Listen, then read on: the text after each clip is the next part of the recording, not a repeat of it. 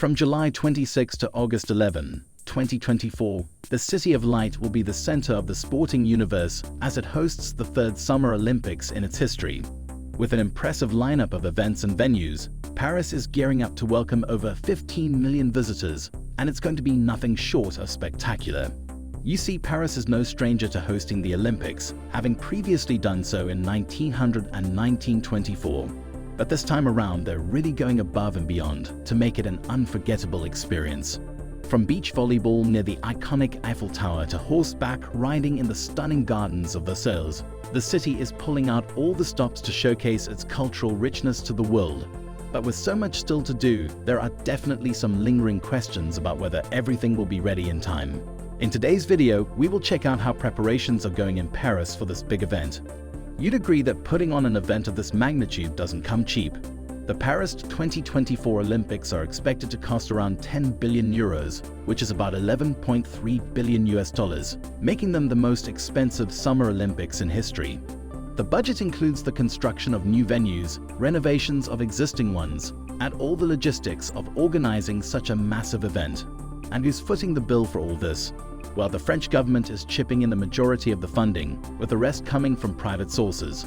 But the impact of the Paris 2024 Olympics is not just limited to the staggering cost. With millions of visitors expected to flock to Paris and billions of dollars in revenue on the horizon, these games are set to leave a lasting legacy. And not just legacy, but new infrastructure and improved public transportation that will keep the city buzzing long after the Olympic flame has been extinguished.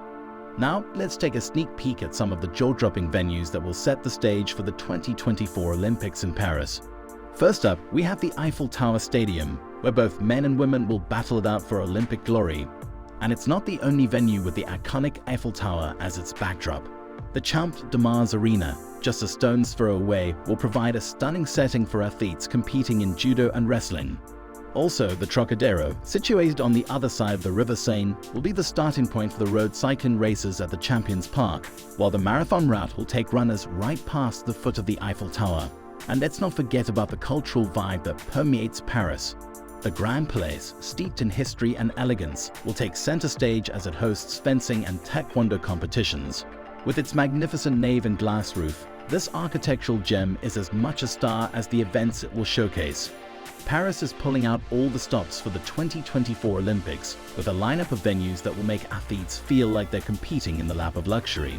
Another place is the famous squares of La Concorde, which will be transformed into open-air venues, adding an extra touch of elegance to the events. Also, beyond the city center, you'll find even more impressive venues in the Île-de-France region. The colossal Stade de France will host rugby, athletics, and the grand closing ceremony, adding a touch of grandeur to the proceedings. And then there's the Palace of Versailles, where athletes will compete in the famous gardens, bringing a touch of regal splendor to the equestrian and modern pentathlon events. Heading north of the city center, there are two brand new permanent venues. The P-Chapelle Arena, currently under construction, was originally meant for basketball, but will now showcase badminton and gymnastics in its 8,000-person capacity space. And the Paris Aquatic Center, which will host diving, water polo, and artistic swimming with its 6,000-person capacity during the Olympics. But Paris isn't stopping there. The city has big plans for the surrounding regions as well. Flagship cities like Lyon and Marseille will host football competitions in their massive stadiums. Marseille's marina will be the backdrop for the sailing events, adding a touch of maritime charm to the games. And just when you thought Paris had covered all its bases, it throws in a curveball, or should we say a wave. The surfing event will take place on the island of Tahiti, a unique venue that adds an exotic twist to the games. Paris is definitely bringing a taste of paradise to the Olympics. While most of the venues are ready to go with only minor tweaks needed, Paris isn't resting on its laurels.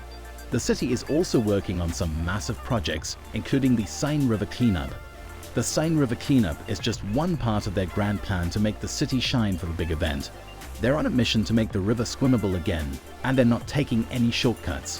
Back in 1923, the Seine was banned for swimming due to some seriously nasty pollution. But Paris is determined to turn that around. They're going all in with a massive cleanup effort that involves building new wastewater treatment plants, rainwater storage tanks, and sewage interceptors. And it's going to cost about $1.5 billion for this ambitious project. But even with a hefty price tag, there's no guarantee of success. If Paris gets hit with some seriously heavy rain during the Olympics, all bets are off. The swimming competitions might have to take a rain check for a few days because there's no backup plan in place. Fingers crossed for clear skies. But why go to all this trouble? Well, aside from wanting to make the river sparkle again, Paris has its eyes on the prize.